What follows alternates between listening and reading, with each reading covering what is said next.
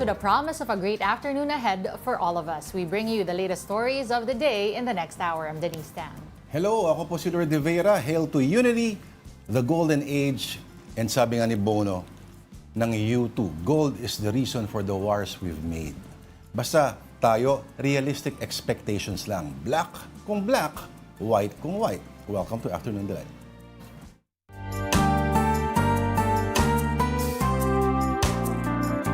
Okay, it's Tuesday, January 21. The light of the day natin, nako, parang saktong-sakto sa tema ng araw na to. Halo-halo po.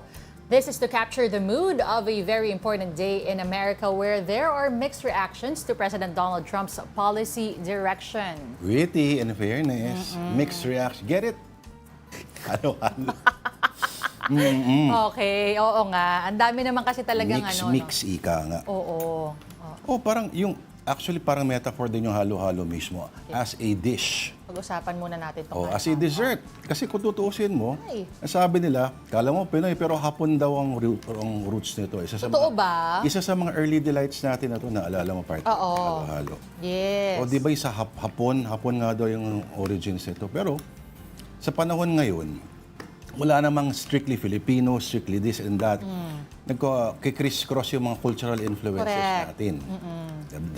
Diba? Okay, so, kanina, a few hours ago, si Trump, nag-swear in na siya as President number 47. At napanood mo ba yung ibang mga seremonya, ang mga nangyari sa seremonya? Mga snippets, not the whole thing. Dahil I believe it's 1 a.m. in Washington right now. But nevertheless, dahil nga sworn in na si President-elect Donald Trump, or President Donald Trump rather, siya na ang pinaka-topic ngayon all over social media. Kahit saan po kayo pumunta, siya talaga ang pinag-uusapan. And again, in case you missed it, here's Donald Trump taking his second oath of office courtesy of the Associated Press, and they say it is noticeable that he did not put his hand on the Bible. Watch this.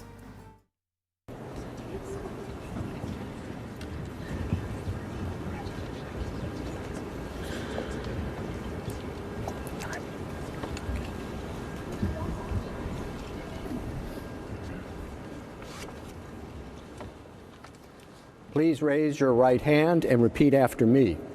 I, Donald John Trump, do solemnly swear I, Donald John Trump, do solemnly swear that I will faithfully execute that I will faithfully execute the office of President of the United States the office of President of the United States and will, to the best of my ability, and will, to the best of my ability, preserve, protect, and defend preserve, protect, and defend the Constitution of the United States. the Constitution of the United States. So help me God. So help me God.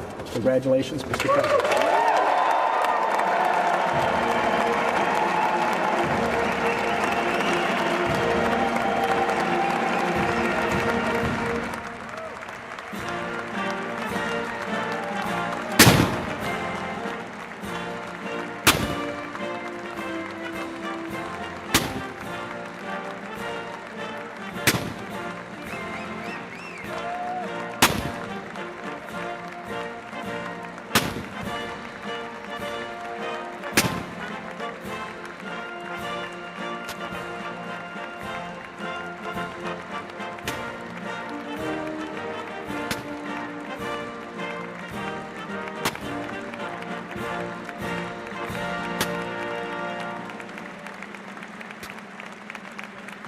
Grabe, sorry Alam mo na ako napansin. Ano? Anong height ni Baron Trump ngayon?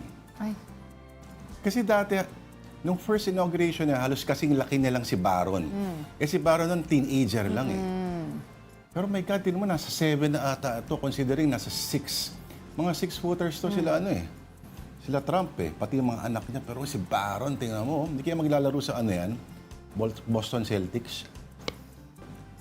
Okay. Yan. Oo. Partner, ano masasabi mo dyan? Well, ano masasabi? Yung sinabi na very noticeable daw na hindi niya nilagay yung isang kamay niya doon sa Biblia. May mga joke tungkol dyan Anong mga joke na basa mo? Baka mag-sue daw for harassment yung libro. Ay, It doesn't have to be, grabe naman it doesn't have to be a Bible. Oo. Kahit Sa Pilipinas, Bible ba mga ginagamit? Depende sa ano, no? May mga presidente na yung family Bible ang ginagamit nila. Siguro para inisip ko, inclusive lahat. Para, o baka natakot yung... Pag-usapan natin yan sa susunod. Pero ito, Huwag mong sabihin Oh. na hindi mo nahalata kung ano suot ni Tita Melania mo. ay, mamaya, mababanggit natin yan. Pero again, as mentioned, it is expected that a lot of stories on social media is about President Trump. On the Associated Press, the headline reads, Trump moves quickly to flex power. Here's what Trump did in the first hours of his presidency. So una, he revoked 78 of ex-President Joe Biden's policies. He also pardoned 1,500 rioters from the January 6, 2021 insurrection. To keep TikTok online for now, there is a 75-day grace period from the U.S. ban. He also signed sweeping order on death penalty and orders Attorney General to make sure all states have lethal injection drug supply. Suspended as well, U.S. foreign assistance for 90 days pending review. U.S. is also out of the World Health Organization. He also threatens 25% tariffs for Canada and Mexico and rescinds EOs protecting diversity, LGBTQIA+ rights. Begins campaign to withdraw from Paris Climate Agreement and to cancel flights for nearly 1,660 Afghan refugees. Hardcore yan. Ito pa, dagdag pa dyan, he said that he will only recognize 2 genders and calls this era in America, ito parang ano to parang familiar to, the new golden age. Also, something that is familiar, he says he is calling for unity. Okay, and also vows to take back Panama Canal, and there were talks of manifest destiny in space. Nep. Ang dami. Okay. Manifest Destiny, kasama rin tayo dyan eh. Na Manifest Destiny tayo ni ni McKinley. O yung mga Amerikano nung kanilang colonial expansion era. Pero partner, okay. Eto flex agad, marami siyang pinirmahan yung first day pa lang. Pero yung mga medyo disturbing dyan, yung lalo na sa environment yung sa Paris Climate Change Agreement. Essentially, itong si Trump kasama ng big business ay sa mga hindi naniniwala na ang pag-init ng ating mundo is caused by yung massive greenhouse gas emissions. No? Ang teorya kasi, at ito ay may siyensya na papatunay dito, no? Na ang malalaking mga usok na nilalabas ng first world industries, ang pinaka naaapektuhan ay yung mga bansang tulad natin, yung mga maliliit, ano? At kumbaga, may mga climate vulnerabilities at dapat binabalanse yan or may kompensasyon din na kahit papano. No? Ilang mga usapan dyan. Itong US pulling out, malaking bagay ito. Marami kasing bansa na hindi naniniwala dyan. Pero good luck na lang kasi singilin lang sila mga apo-apo at mga apo nila sa tuhod kung mga ganyan lang din. Kung maapektuhan. Pwede. Sabagay. Tangad naman si Baron, di ba? Oo, hanggang dito lang yung baha sa kanya. Okay, madami tayong kailangang himayin again with all of those things that he signed. Pero move on muna tayo sa susunod nating storya on BBC. Decoding Donald Trump's new official portrait. I'm sure you guys have seen this. So, Katakot, kakaiba, ha? Pakita ba natin? Ayan, pakita natin. Yan. Medyo malaki. Di ba? Saan ka nakahanap ng official portrait na ang ilaw ay parang serial killer ang datingan? Lit from below. Di ba sa mga bata, pag nagtatakutan tayo nun, Yung flashlight. yung flashlight sa ilalim galing. Actually, may nag-comment. Ito, former White House photographer si Eric Draper. So, he's worked with former President George Bush during his 8-year presidency. Ang sabi niya, nag-comment siya dun sa sa portrait ni President Trump. Sabi niya, it was heavily manipulated with both studio lighting and retouching after the shoot. The photo appeared to use monster lighting, sabi Monster niya, lighting to talaga. dramatically illuminate the president-elect from below and make his eyes pop. Sabi niya. Anong klaseng ice ba gusto nila mangyari? Ito, the lighting suggests seriousness and intent. Sabi naman yan ng isang senior documentary photography lecturer. Ano kaya ang intent? I mean business. Ganun ba yon? Or yung Machiavellian dictum na faced with the choice between being loved and being feared, piliin mo raw yung mas kinatatakutan ka. Kasi tingnan mo naman, ano yung itsura ng kanyang previous official portrait? Ayan, sige, ano mo dyan. Trump 2017 portrait. Actually, yung bago niyang portrait naman, ang sabi sa social media Nakasmile daw. siya dati kasi. Oo. Hindi, ano nga you're comparing it to the first one, ano? Pero this one is now being compared, the most recent one is now being compared daw sa mugshot. Yung 2020. Oo, yun daw yung Ito naging kasi comparison. dati niya tinanong. Ito, all Diba? smiles. Parang bebentahan ka ng Biblia eh. It's very different nga, no? Diba? Iba. Siguro ayaw niya yan. Gusto niya. Gusto ko yung natatakot sa akin mga tao. Ito ba yung kanyang ano? Ito ba yung kanyang mugshot? Hindi. Pero tinan mo, di ba? Iba pa ulit na look yan eh. Medyo, hindi malayo yan sa mugshot niya. Pero alam mo, isa sa mga surprises din dito sa kanyang sa coverage kanina. Na-realize, buhay pa pala si J.D. Vance. My God. Hindi ba all throughout, tanong tayo ng tanong, ano nangyari kay J.D. Vance? Andiyo pa pala. Ganun pa rin ang itsura. At yung official portrait ni J.D. Vance, ay Ano? anong reading mo sa kanya? Ay, ang hirap, hindi naman ako nag-analyze ng ganyan. Hindi, yung initial impression lang ano sa'yo. nangyari? Parang, would you buy a car from this man? Kumbaga, gano'n ang dating. Ayan, no? Siguro depende sa mood ko. Kung anong dating niya sa akin that day, kung ganyan ang ipapakita niya sa akin. Trump's scowling new portrait is revenge. Ano to, revenge? Sige, ano natin? Ito kasi yata yung yan yung mugshot. Baka kaya nakukumpara. Silipin natin, bakit hindi? Tapos meron namang OA na BBC Ito. article.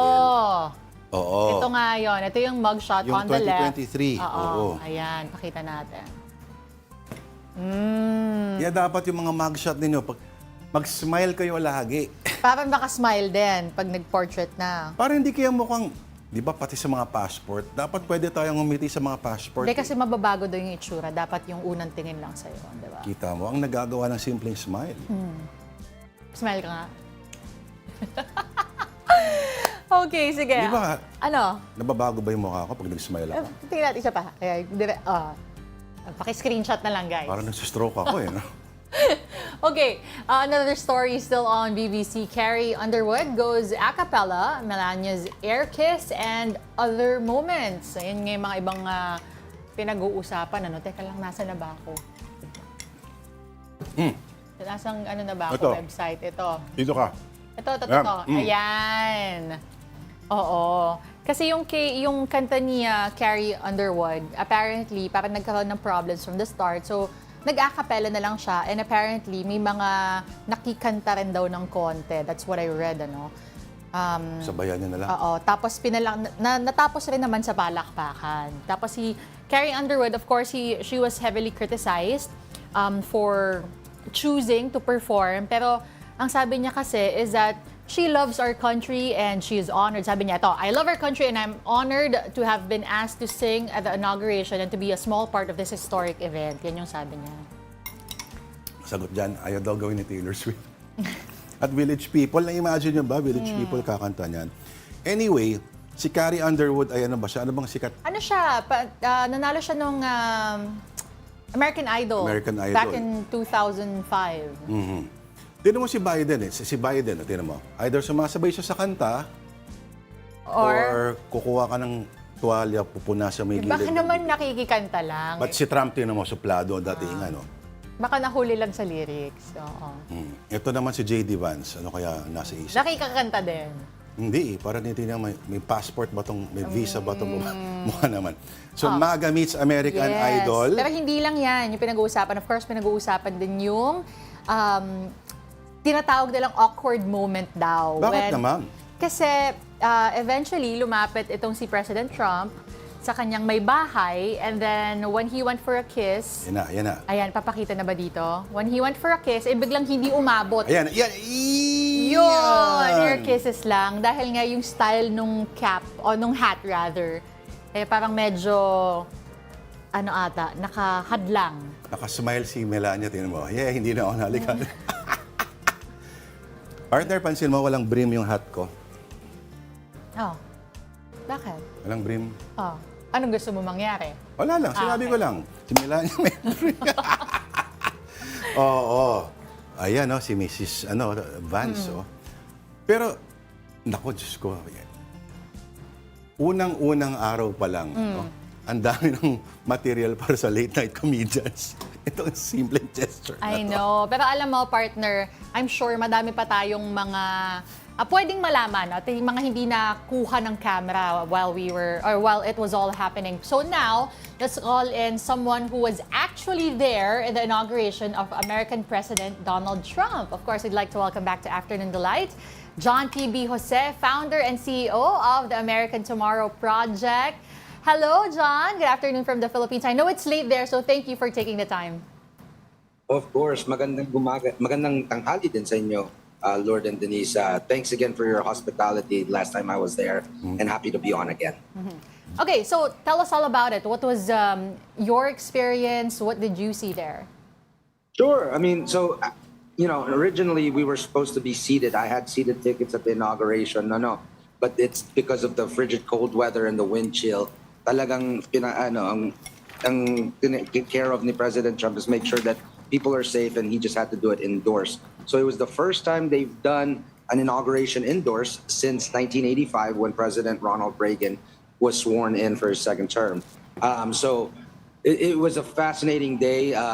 Probably a little bit different sa mga kinompare nyo sa stories nyo earlier. I know you guys pointed out a lot of what you might seem as negative and what social media was talking about, but you're forgetting to highlight the other part that, the voters really did vote for him, and with a strong mandate, and, it was a very positive result in terms of the messaging to the Republican Party. So yung lahat ng mga pinagkampanya niya mula nung umpisa, talagang tinupad niya sa unang araw pa lang niya. So, sa aming mga Republicans, yun ang mga nakikita namin, yun ang mga gusto naming makitang results. Yun yung mga hindi lang sinasabi, hindi lang sinasalita, pero ginagawa din sa first day pa.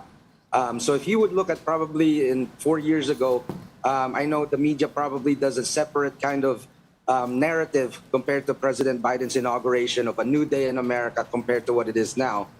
So I just like to, make sure that we kind of do it a little bit even on terms of how we look at the inauguration for this 2025 as well. Okay, John, I get what you're saying, no? Sinasabi nga nila. Mag-cover. No, sinasabi nga nila na the American people has spoken. He did get the votes, di ba? But I also just want to quickly get your comments on what we just showed a while ago. The photo, the official portrait, what's your take on that? And, some official photographers of the past president saying it was deliberately done to show intent. Ano kayang intent yung sinasabing yon?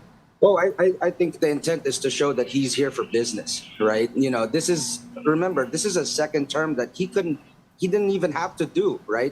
He wanted to do this to make a comeback and to make sure that he does it for the American people. One of the biggest things that he always says is, they're all coming after you, and he's just the one that's getting in the way. So yun yung, I think, the indication of what he has in this photo compared to the first term that he had as, that was more of a, I'm coming in and I'm trying to change things up. But now I think that the narrative when it comes to this photograph shows that he means business. He's seen that America's gone in decline when it comes to the open borders, the bad economy, and now it's time to do business and it's time to turn this country back around. John, may dala ka bang bag kanina? Wala. Oh, Kailangan wala kang masyadong dalhin para makakilos ng ayos. oh kanina kasi, well, may mga pinakita mga mounds of bags, ano? Some of them, mga Coach, iba mga LV. Kasi may security limitations ata yung measurements ng bags. Oo. Pero paano kaya yon? Yeah. Oo. Maraming nandun sa Capital One kanina na hindi na nagawang mag-tuxedo or mag-suit or ano kasi parang Yeah. yeah. So Go. ang yung sa rally, yun Yeah. yung mas parang yung swearing in kanina. Yeah. That's more or less formal. Yeah. That's more of like a celebration. Tonight I just came back from the inaugural ball just finished, the Liberty Ball, where President Trump just danced here with Melania and the first family, and then listened to the performances of Nelly, Jason Aldean, the Village People as well. So now is almost a cap to the evening. Yung Capital One rally kanina, yun yung alternative sa outdoor swearing-in ceremony. Ang haba ng pila. I mean, it's 20,000 seats and there's over hundreds of thousands of ticketed guests. I know specifically of Filipino volunteers that we had that came all the way from Nevada to come to this event. They had good seated tickets, but they wanted to be there in the rally that they lined up 1:30 ng umaga hanggang mag-open yung doors ng 7 o'clock. So talagang balot-balot ang mga supporters dito and, the weather didn't stop them. Were there anything that you saw that we didn't necessarily see on cam?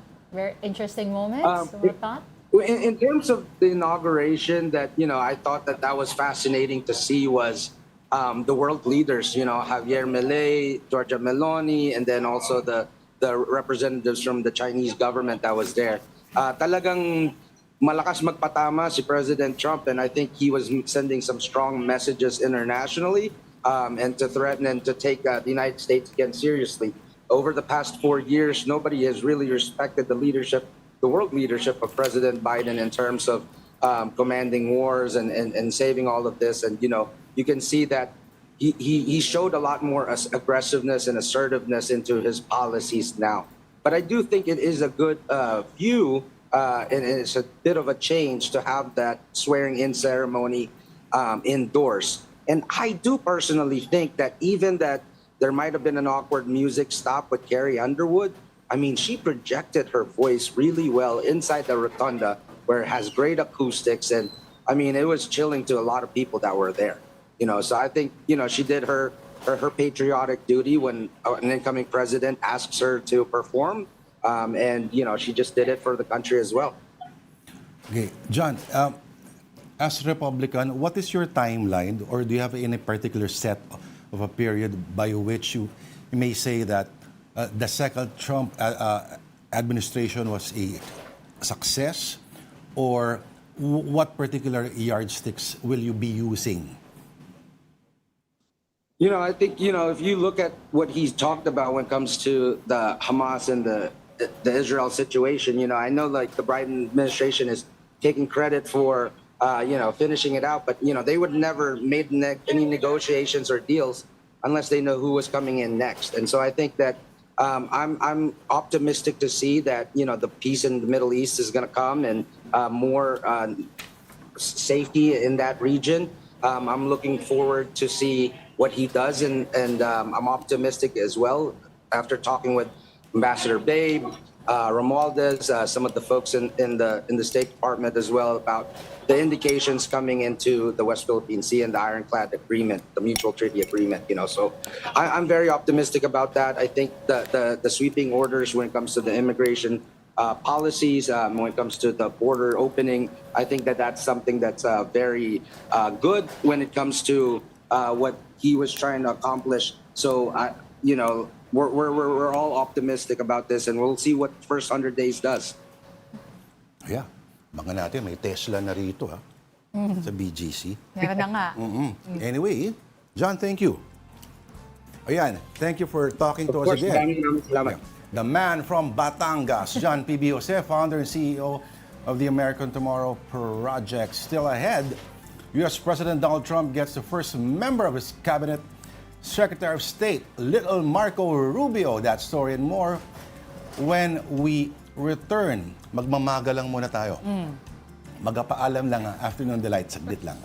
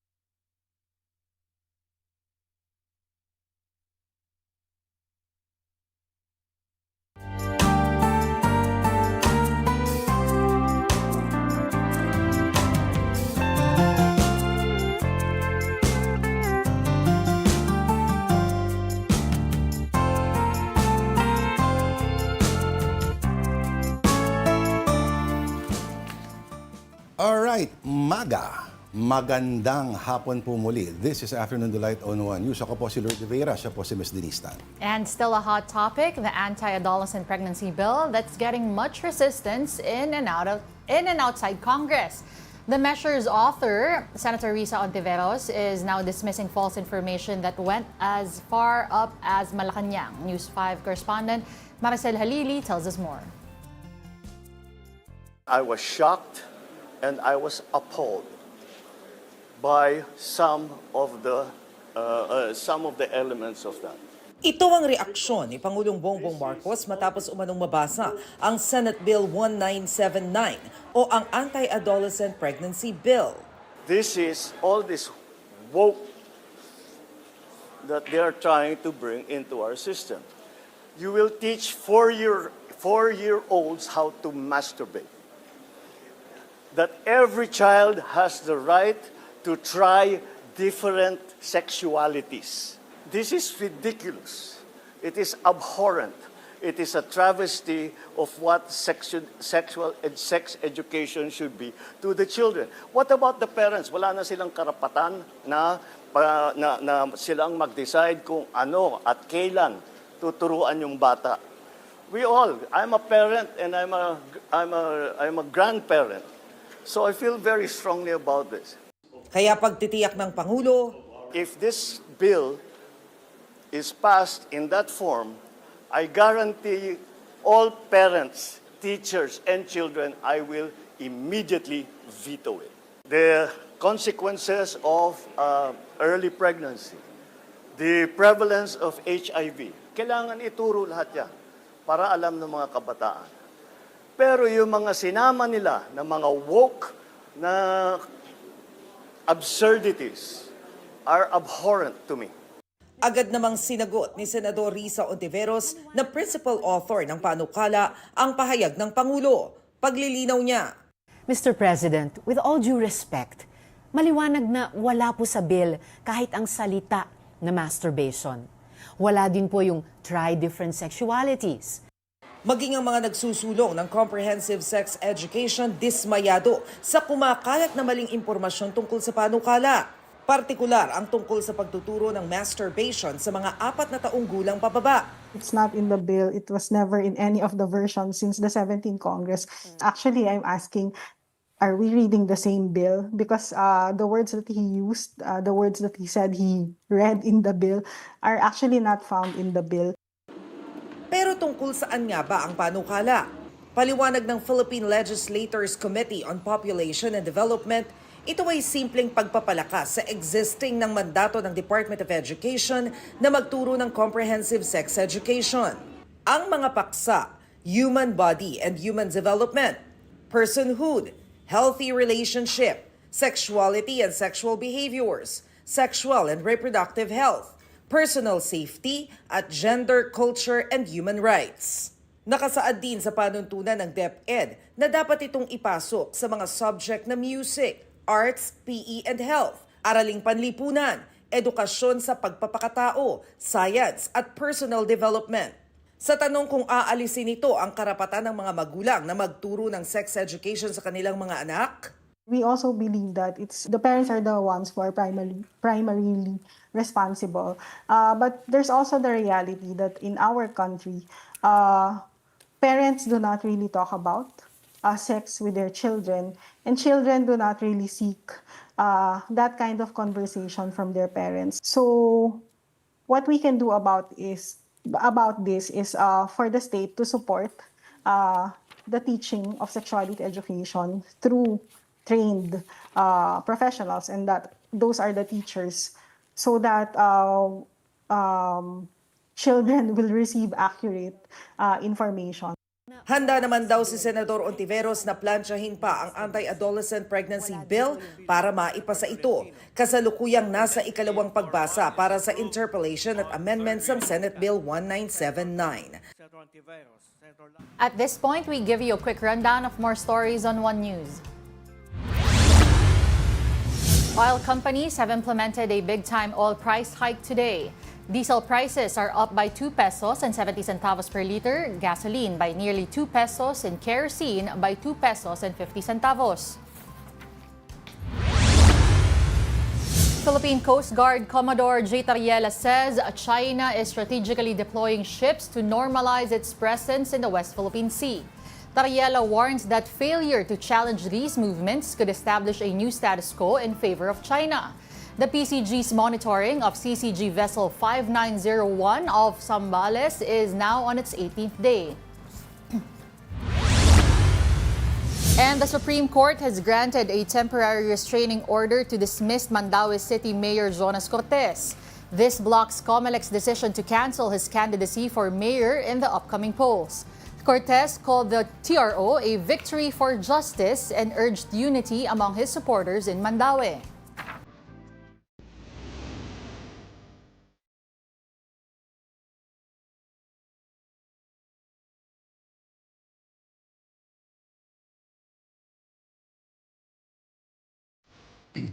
All right, in the United States, Republican Senator Marco Rubio becomes the first member of President Trump's cabinet.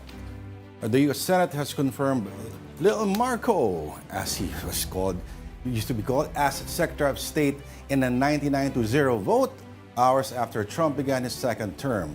The Cuban-American politician is the first Hispanic to hold the nation's top diplomatic post. Rubio urges policy changes to reduce reliance on China and is advocating compromise to end the Ukraine war. Additional Senate votes on Trump cabinet nominees are expected this week. And apropos to that, let's call in our second guest for today. We have Gabriel Young, a Democrat and Secretary of the Filipino Young Professionals. Welcome back to the show, Afternoon Delight. Gabriel, maraming salamat. Hello, hello. Thank you so much for having me. Happy to be back. All right. So there's talk that there are a lot of young liberals who are now taking a mental health day off for the next few days. Totoo ba?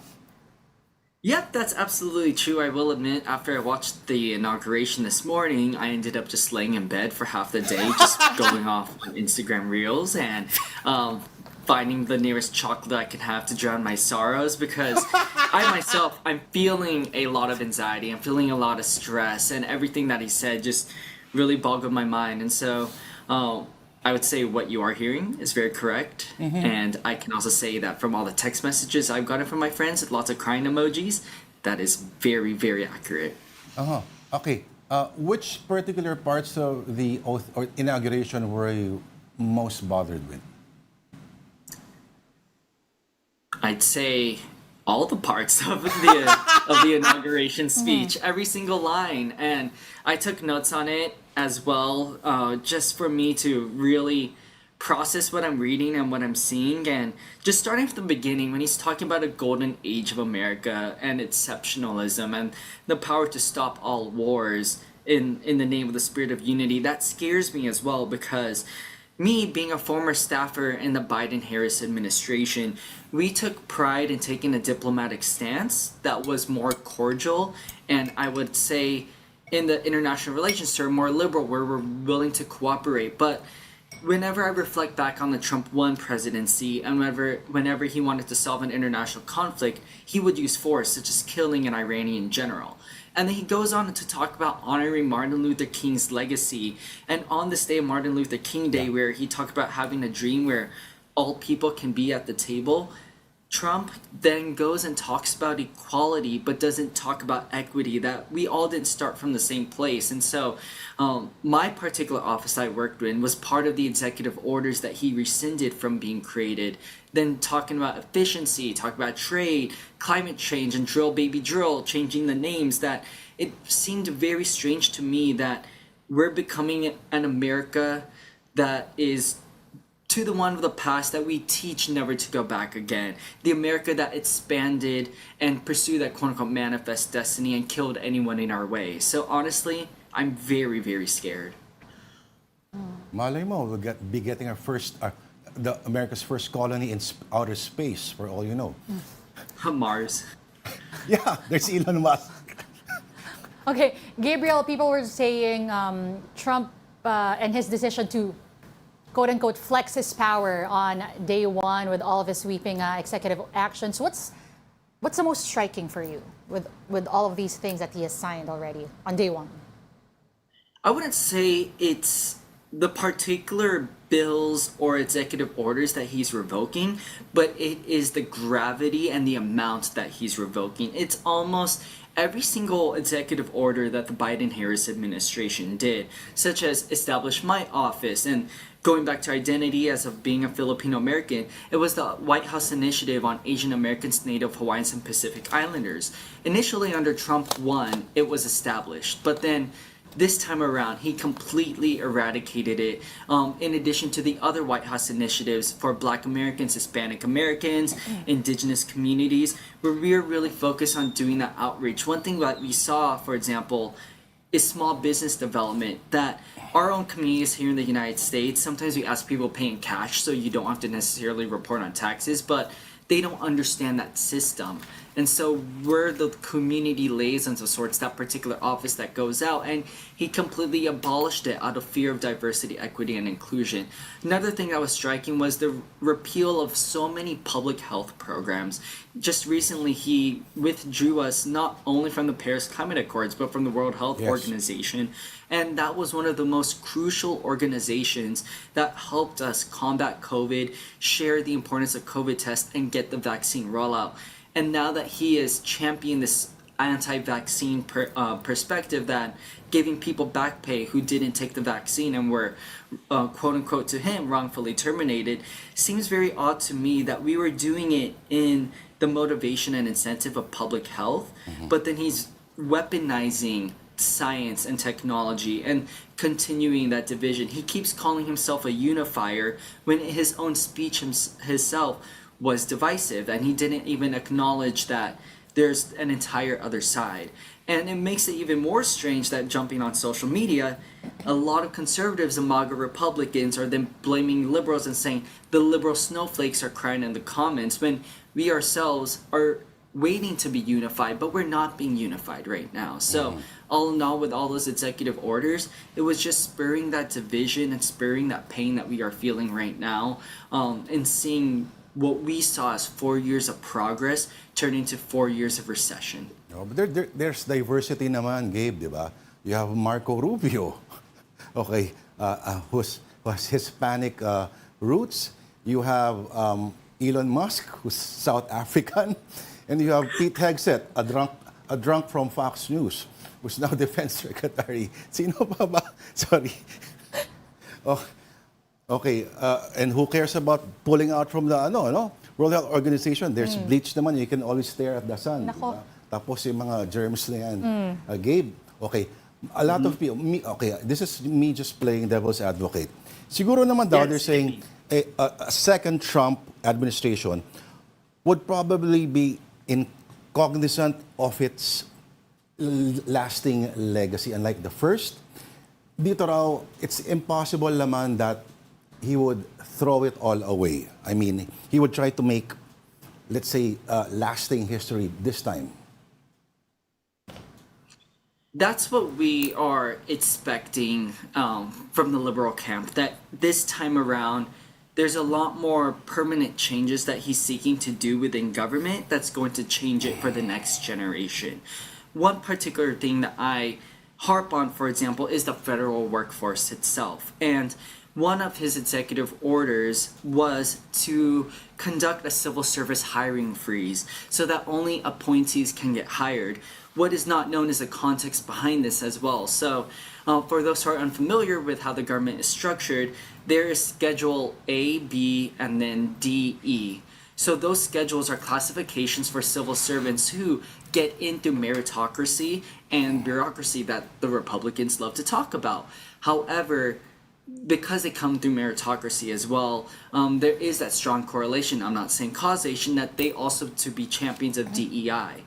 The only schedule that is for political appointees that can be fired is Schedule C. And so, in terms of the permanence of it, Donald Trump wants to create a new classification called Schedule F that allows for civil servants who did those responsibilities for A, B, A, B, D, and E. I know it's a lot of alphabet soup, but for them to be hired and then fired at will. And these positions would be permanent, similar to the other civil service positions, versus the political appointee positions under C that come and go with the administration. And so, all in all, we're bracing for those impacts, that the next generation is going to be led by, again, a lot of MAGA Republicans. To even further that as well, I know one of the big conversations was even birthright citizenship. And so questions about legal challenges and whatnot become a reflection of what the Supreme Court is. Sadly, the Supreme Court is 4 conservative, 3 liberal, and to that, almost 1 or 2 of the liberal justices right now are getting older, meaning that if they retire, then Donald Trump has the opportunity to put 2 more conservative justices on the bench, making it for the next generation to be led by conservative leadership from all facets of government. So, all in all, this is really scary. Our government's really being controlled by one party. And I've said it before, I still do feel that it is a failure on the Democratic Party to reach certain people, but it's also a call to action for us to realize where our faults are going wrong before next year's midterms. All right. So how about that drink, Gabe? Okay.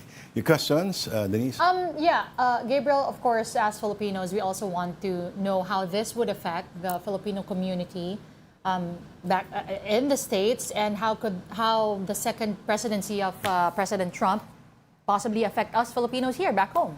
Ako, pasingit lang. May sub-question pa. Go. How much of a shit show do you expect the whole anti-immigration campaign would be? Yep, so for Filipino Americans, and tying in that sub-question, major, pardon my French, shit show. So the reason for that being, as we have been hearing over the news, is the fighting with Vivek and Elon versus MAGA Republicans about the H-1B visa issue and birthright citizenship and race and gender just in public-private life and making sure quote-unquote qualified people are there instead of these DEI programs. So for Filipino Americans in particular, we benefit from those DEI programs.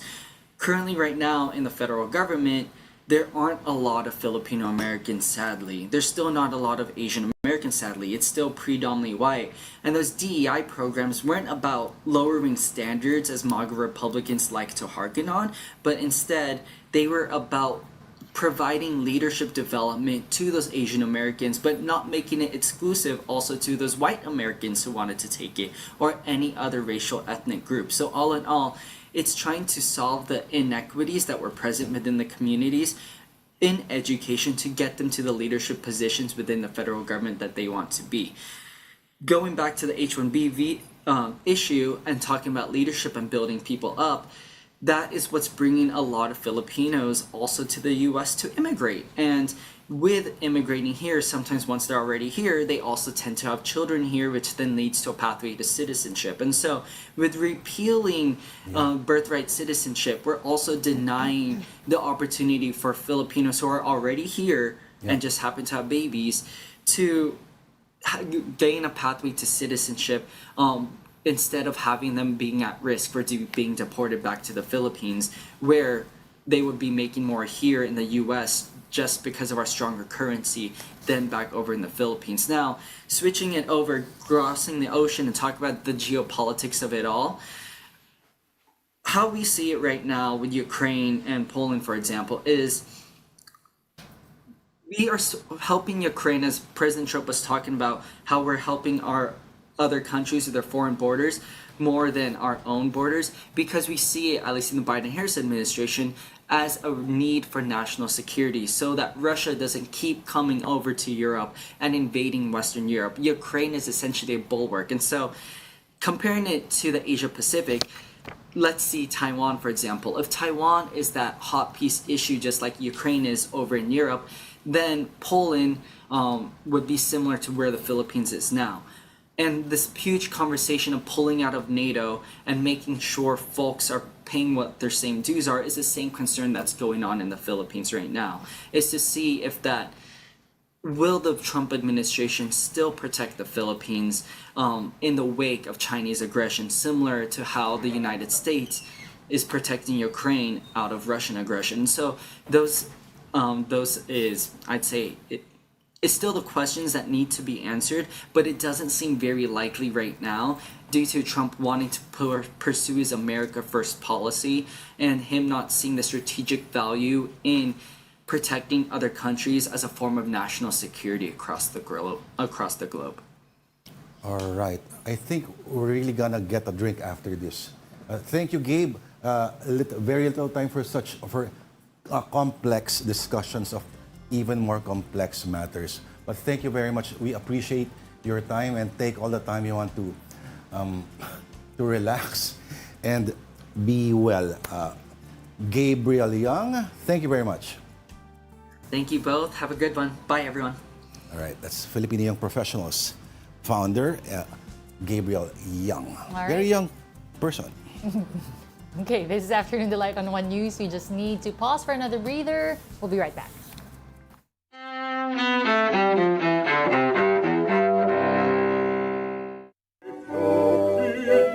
January 21st, 1793.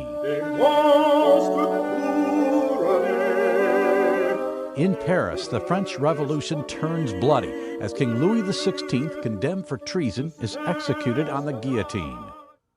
1924, Vladimir Lenin, the Russian revolutionary who founded the Soviet Union, the world's first communist state, dies in Moscow. 1950, in New York, a case sets a flashpoint in American politics during the early years of the Cold War. Alger Hiss, a former State Department official accused of being part of a communist spy ring, is found guilty of lying to a grand jury. Hiss, who always maintained his innocence, serves less than 4 years in prison. 1977, President Jimmy Carter pardons almost all Vietnam War draft evaders, keeping this promise he made on the campaign trail. And I'm not going to say whether those young people were guilty or not guilty. I'm just going to say what you did, whether it was right or wrong, you're forgiven for it. Come on back home. 1976. The supersonic Concorde jet roars into service for the first time, beginning a run that lasts for nearly 3 decades. And 1942. Count Basie and his orchestra, one of the most popular big bands in the U.S., record their hit 1 O'Clock Jump. Today in history, January 21st. Tim McGuire, The Associated Press.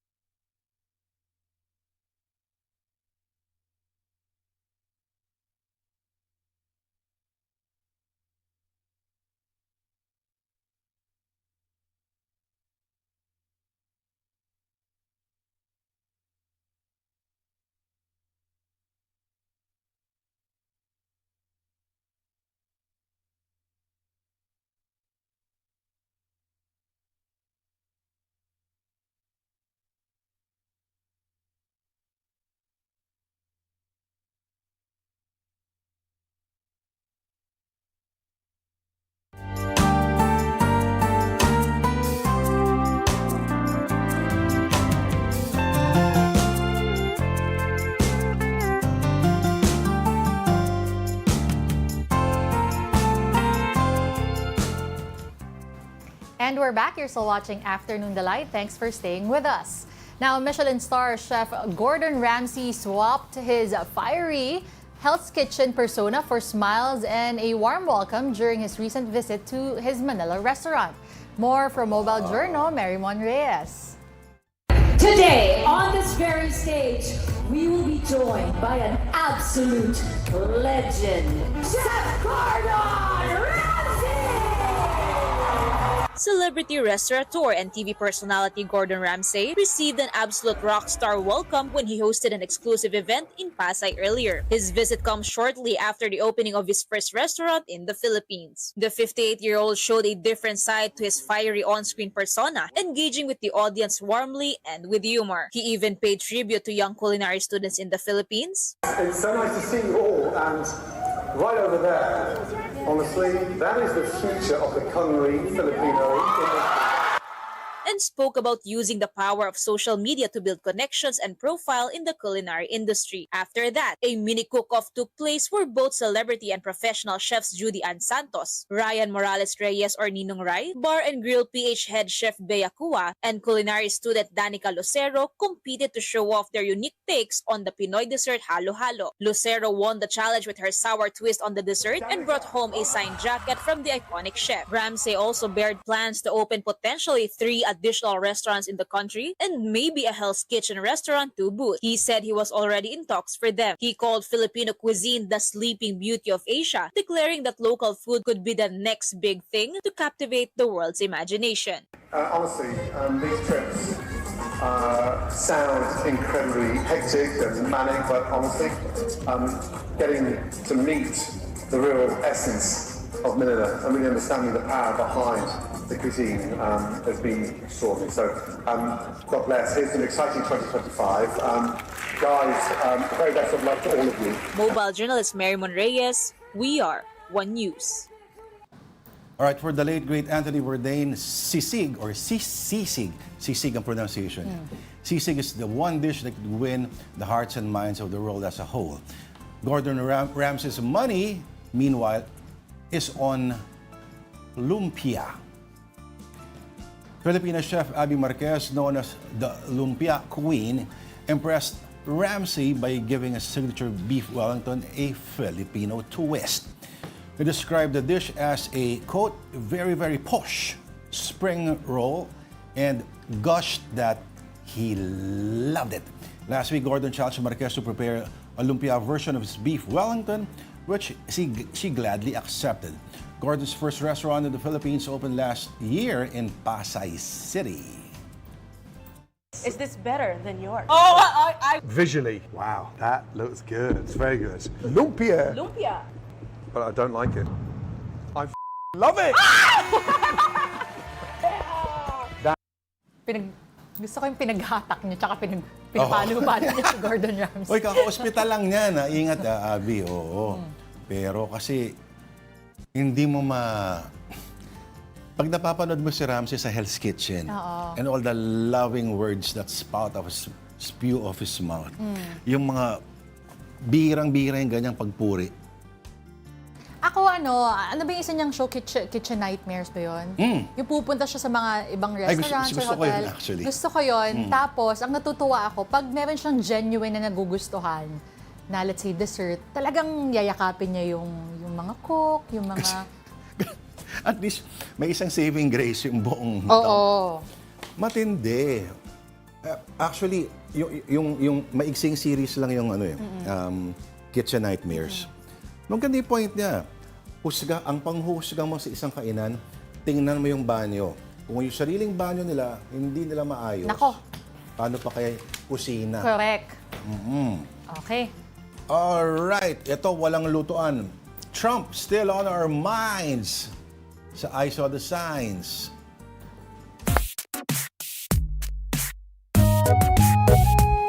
Okay, Tita D, ano Today's edition is Trump 2.0 images from his inauguration of this morning. Nako!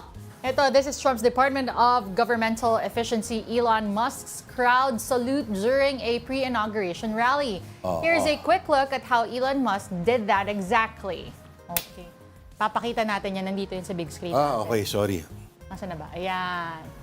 Ang dating daw kasi, ito. Ayan. Ayan. Para daw kasing fascist salute. Ayun, no? Okay. Kala nyo magbabayad kami ng free article? Hindi. Ayan. Ayan, paulitin natin, makikita natin. My heart goes out. I believe he did that twice eh. Isa nakaharap sa crowd and then there was one time after that na nakatalikod siya but he did the salute again. Medyo, ganito feeling ko hindi naman talaga siya pasista. Medyo, meron lang siyang, sabihin natin, very, very shabby human relationship skills. Madaming nag-react dyan though dahil alam natin sa ibang bansa, may consequences yan. Criminalized yan, yung salute na yan, doing that salute. Ang alam ko. Pero, i-argue mo rin na intentional ba o... O baka gigil lang. Oo. Pag sinabi mong sa Italy kasi ganyan yung pati yung mga yung mga nakita mo ba yung sa campaign ni Trump yung tumalon siya? Very awkward na parang gamunggong talon lang. Tingnan natin kung ano sabihin ng mga netizens. Okay, next up is a photograph. Tech billionaires present in the so-called populist President Donald Trump's inauguration. They're in the second row. Here's Meta CEO Mark Zuckerberg and his wife Priscilla Chan, Amazon CEO Jeff Bezos, Google CEO Sundar Pichai, and Elon Musk, of course, the world's wealthiest person and owner of Tesla, SpaceX, and social platform X. So, Amazon, SpaceX, Tesla, Meta. at Meta. Yes. Tignan mo si Zuckerberg, mukha na siyang Puerto Rican zigo. Oy, nakita mo yung isang video na lumabas, parang yung napatingin si Zuckerberg? Below, basta. Mamaya papakita ko yung video. Okay. Below sea level? Hindi naman. Okay, last photo. Ito pinag-uusapan natin kanina, nabanggit din natin. Melania Trump's hot hat. Hot hat? Hot hat. Oo. Ayan, no one out-pizzas the hut, sabi dun sa post ng The Daily Show. Oo, yun lang palang sikreto para ma-deflect yung asawa. Ay, meron pa, Meron pa? Ay, meron pa daw. Teka, papakita natin. Oo. Naku, teka lang. Pero bakit kasi ganun? Ito, before we end Kailangan niya alam ba, bakit kailangan niya magsombrero? Nilalamig siya. Diba? Para maging feeling mo ay ano? hat. Give us a hat music.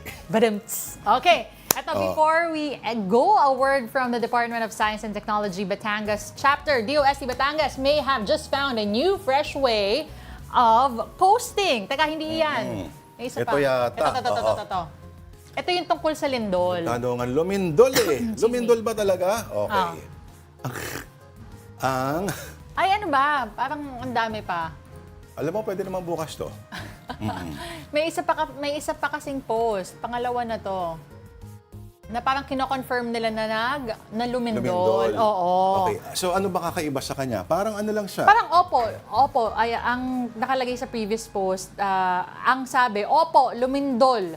Wait for updates. Nung maraming nag-comment sa post na yan, DOST Batangas had another post that said, kung ganun daw ba dapat mag-update ng lindol? Alanganin namang, Diyos ko po, follow our page. Sagot namin ang S&T update. So ito yon. Oo, Diyos ko po.